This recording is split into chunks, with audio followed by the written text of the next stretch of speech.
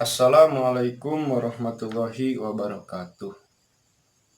Alhamdulillahilladzi qad akhraja nata'ijal fikri li arbabil hija wa hatta anhum min sama'il aqli kulla hijabin min sahabil jahli hatta badat lahum syumumul ma'rifah ra'au mukhaddaratiha munkasifah nahmaduhu jalla bil in'am binikmatil iman wal islam. Allahumma salli wa sallim wa barik ala sayyidina Muhammad al-Mustafa wa ala alihi wa sahbihi ajma'in amma ba'd. Perkenalkan, nama saya Muhammad Risam Purnama. NIM saya 110300367. Saya merupakan mahasiswa UIN Sunan Gunung Jati Bandung. Jurusan Hukum Tata Negara. Kelas 2B. Langsung saja, saya akan memenuhi tugas saya.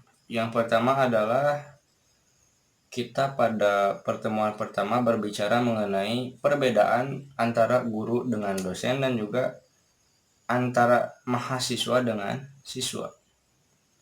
Perbedaan guru dengan dosen itu diatur dalam Undang-Undang Nomor 14 Tahun 2005. Di mana dalam undang-undang tersebut dikatakan bahwa guru bertugas untuk mendidik, mengevaluasi terhadap para peserta, dan memberikan pengajaran. Sedangkan dosen hanya bertugas untuk memberikan pengajaran dan memberikan evaluasi, seperti itu. Meski demikian, dosen juga tidak sebercanda itu, karena dosen sangat bertanggung jawab secara kultural ya, ini mah secara kebiasaan gitu yang dipandang oleh masyarakat dan oleh siswa terhadap dosen, bahwa dosen itu mempunyai tanggung jawab terhadap kemajuan intelektualitas bangsa Indonesia. Sebab biasanya kalau dosen itu selain dia hanya mengajar, dia juga menjadi praktisi gitu daripada ilmu yang ia fokus dalam bidangnya tersebut. Adapun berbicara mengenai siswa dan mahasiswa, siswa itu adalah mereka yang mengenyam pendidikan di bangku SD, SMP, dan SMA atau sejenisnya. Sedangkan yang disebut mahasiswa itu adalah mereka yang belajar di gedung-gedung universitas, di kampus-kampus. Kenapa harus ada tambahan kata maha? Karena mahasiswa ini dituntut supaya bisa meracik ilmu dari beberapa premis atau dari beberapa muqaddamatun gitu kalau dalam ilmuwan.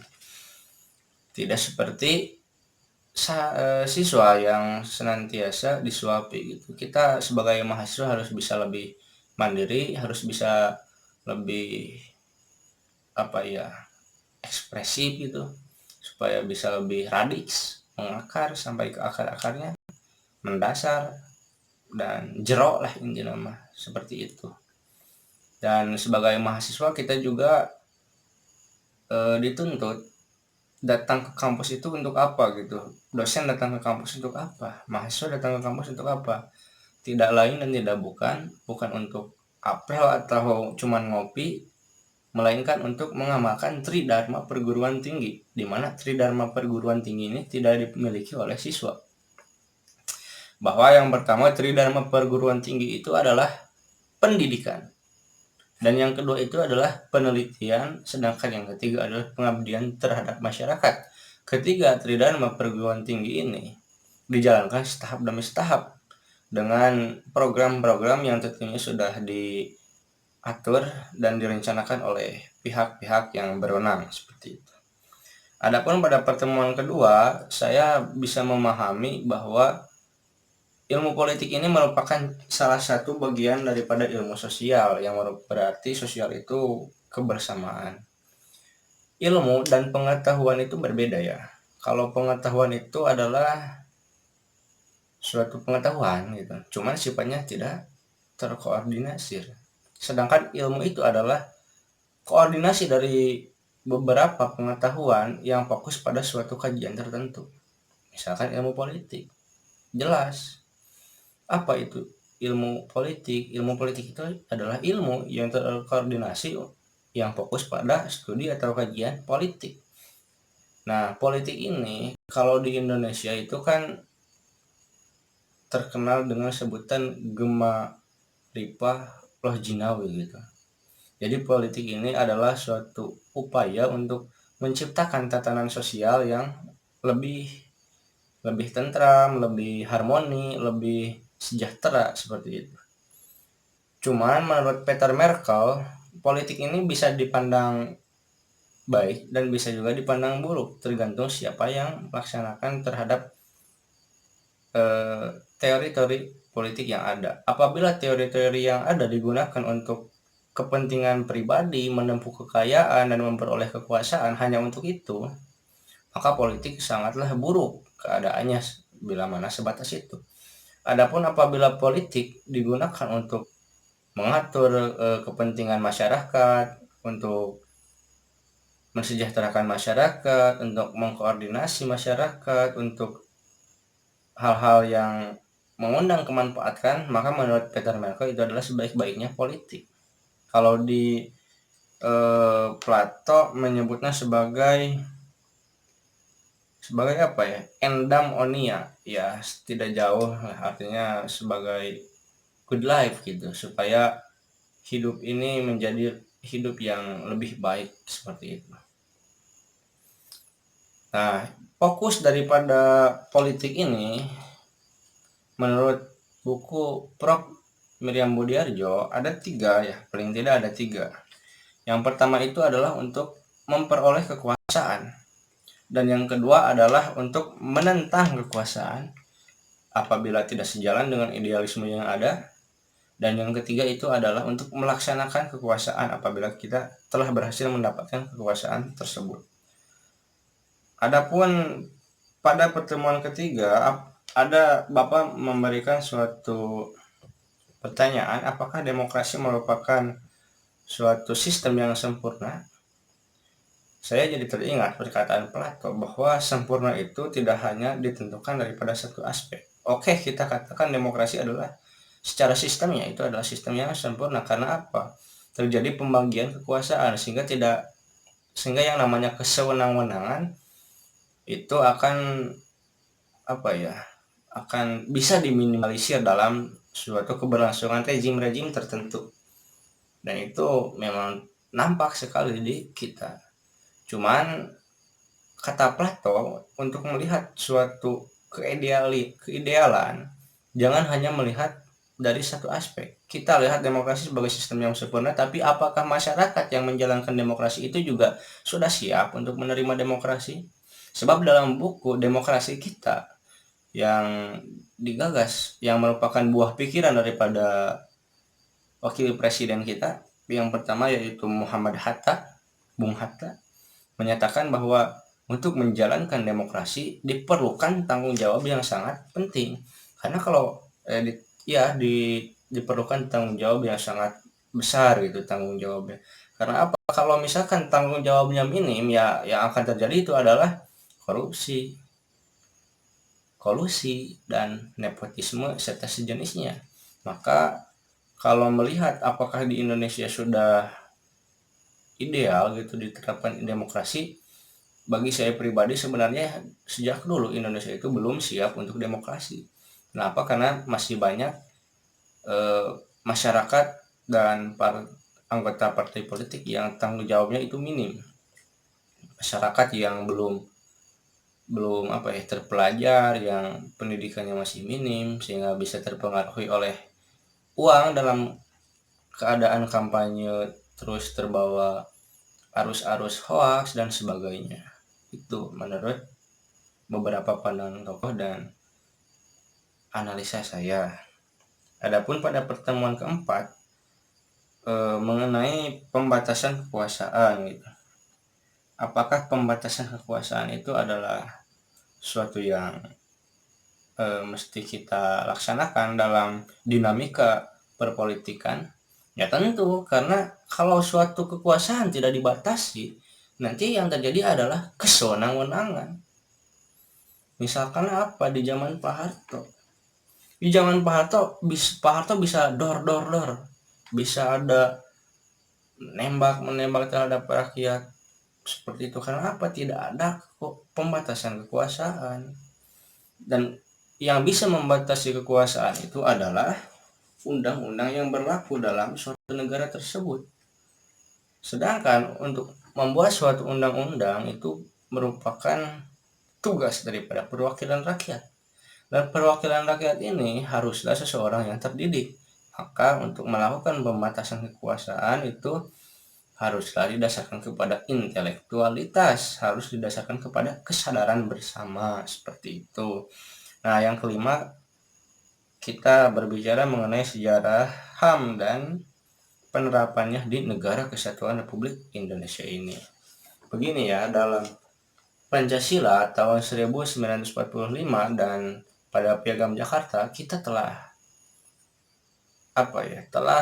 memproklamasikan, telah mendeklarasikan bahwa kemanusiaan yang adil dan beradab itu merupakan salah satu poin paling penting dalam kehidupan berbangsa dan bernegara kita. Dan ini menunjukkan betapa kita menjunjung tinggi terhadap kemanusiaan. Adapun secara internasional, PBB mendeklarasikan yang namanya DUHAM, Deklarasi Universal Humanisme, gitulah pokoknya. DUHAM gitu pada tahun 1948. Nah, melihat seperti kejadian ini, saya mengira bahwa Indonesia sudah 3 tahun gitu lebih dulu daripada PBB, dan itu artinya PBB telat kesiangan 3 tahun daripada Indonesia. Meski demikian, dilihat dari perspektif Islam, Panglima tertinggi Baginda Nabi Muhammad SAW telah mengajarkan humanisme ini sejak dahulu kala. Kita mengingat ada seorang perempuan Yahudi di sudut kota yang senantiasa mencaci Nabi, mengujar kebencian. Rasul lewat itu di sana. Sebagai panglima tertinggi, sebagai presiden, bisa saja Rasul mengeksekusi orang buta yang mengujar kebencian tersebut. Apalagi dia Yahudi gitu. Tapi Rasul tidak melakukan hal demikian, bahkan Rasul membeli makanan serta menyuapinya.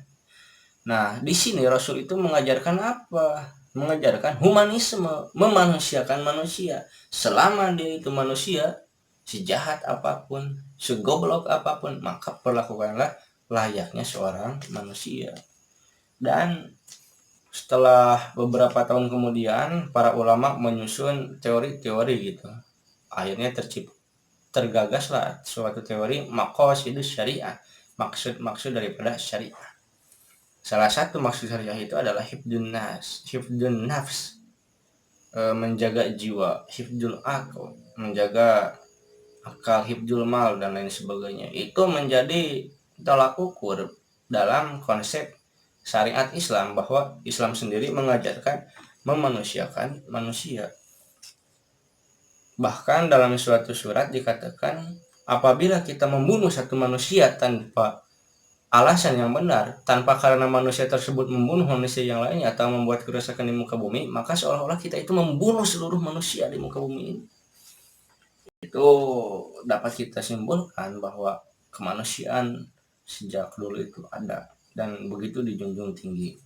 Itu yang saya dapatkan dalam buku Islam dan Pergerakan yang disusun oleh Bung Risam.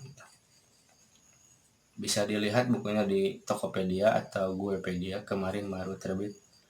Nah, yang keenam, kita berbicara mengenai budaya. Apa itu budaya? Budaya itu menurut suatu buku Ilmu Budaya Dasar yang ditulis oleh Pak Beni Ahmad Sebani. Di sana dikatakan budaya itu terdiri dari dua kata, budi dan daya. Budi itu akal, daya itu kekuatan. Jadi budaya itu adalah kekuatan akal. Dimana gara-gara akal manusia terciptalah peradaban. Nah, budaya ini senantiasa mengikuti zaman gitu. Dimana dalam buku Islam dan Pergerakan dikatakan zaman ini bersifat dinamis, maka budaya ini juga akan bersifat dinamis. Dari zaman ke zaman budaya seringkali mengalami kemajuan karena zaman bersifat dinamis, bukan bersifat statis. Adapun sosialisasi itu adalah suatu pergerakan sosial yang bersifat secara masif, yang bergerak secara masif dan terstruktur, di mana suatu kelompok mensosialkan suatu pola pikir atau bisa juga dikatakan apa ya, pemikiran lah seperti itu. Nah, adapun yang namanya komunikasi politik itu adalah suatu kontak gitu, kontak sosial antara satu kelompok dengan kelompok lain, satu individu dengan individu lain. Apa kesinambungan dari semua ini? Dengan adanya komunikasi politik, maka secara besar-besaran nantinya akan terjadi suatu sosialisasi, di mana suatu komunikasi politik ini senantiasa memuat ideologi-ideologi, ide-ide, gagasan-gagasan. Nah, apabila terjadi suatu komunikasi secara besar, maka nanti akan timbul suatu gerakan sosialisasi yang terstruktur dan masif, hingga nanti akan terciptalah budaya.